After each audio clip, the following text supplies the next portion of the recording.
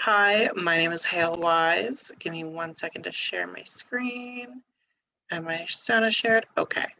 And I'm doing Aphex Twin. And give me just a second to present. Okay. This is his logo and yeah, Aphex Twin. So we're gonna start off with just listening to some of the music that he's made.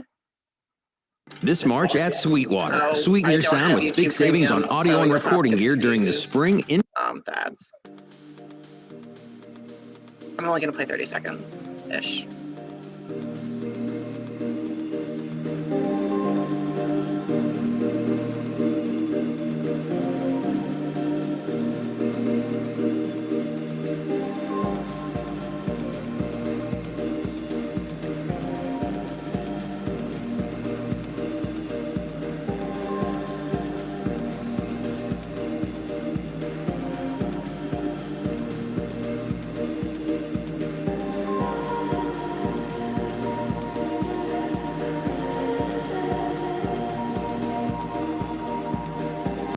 So that song is called, I don't know how to pronounce it. I think it's called Extol.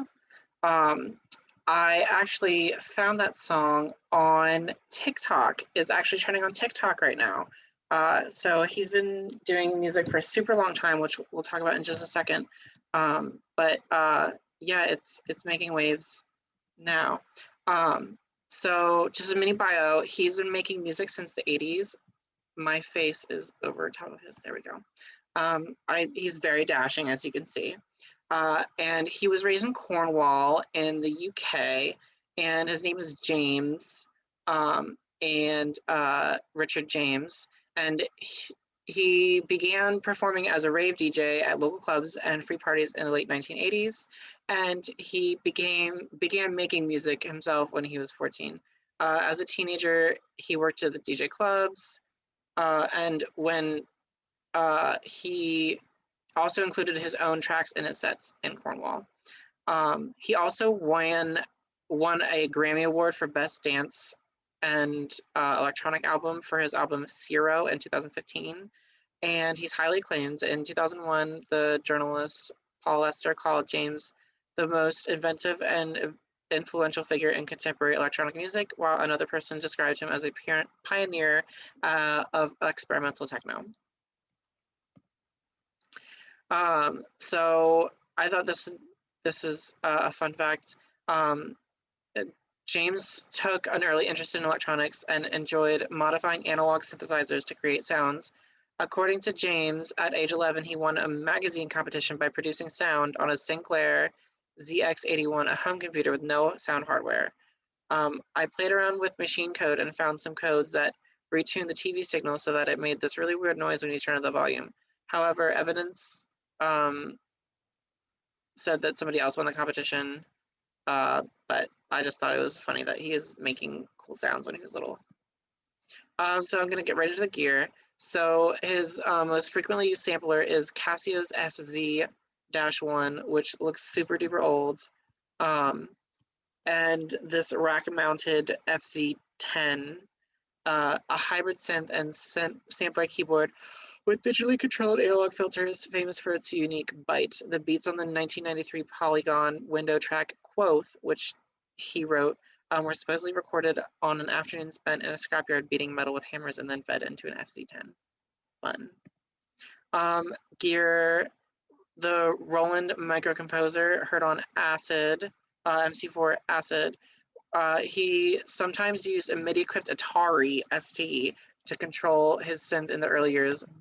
He's also highly proficient with software sequencers, such as the Roland MC14 micro. It predates the invention of MIDI and connects synths and drum machines via old school control voltage and gate outputs. While MIDI is more user-friendly, the CV of the MC14 is what I believe to have more accurate timing. There's a few more gears. This Mini Pops drum machine, we use drum machines in synthesis class, so I thought this was relevant. When he made his 2014 Zero, he revealed everything he used, all the gear and whatever he used to make the album. And on that list, there was over 100 synths, samplers, and drum machines and effects went into crafting the album. But some stood out more than others. One that stood out was the Mini Pop 7 drum machine, an instrument that gave the name opening track Mini Pop 67.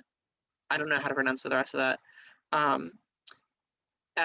It was also interesting to note this piece of device was released by KO, which would later become known as Korg, which we studied in the history of the recording industry. And I think Korg is another topic for this project. And then this is a Cheetah digital wave synthesizer. He dedicated a whole record to this synthesizer called the 2016 EP Cheetah, obscure digital British synth for the early 90s. Despite the Cheetah being described as both unfathomable and mind-numbingly confusing to program, James supposedly made much of the clean digital sounding EP using the synth.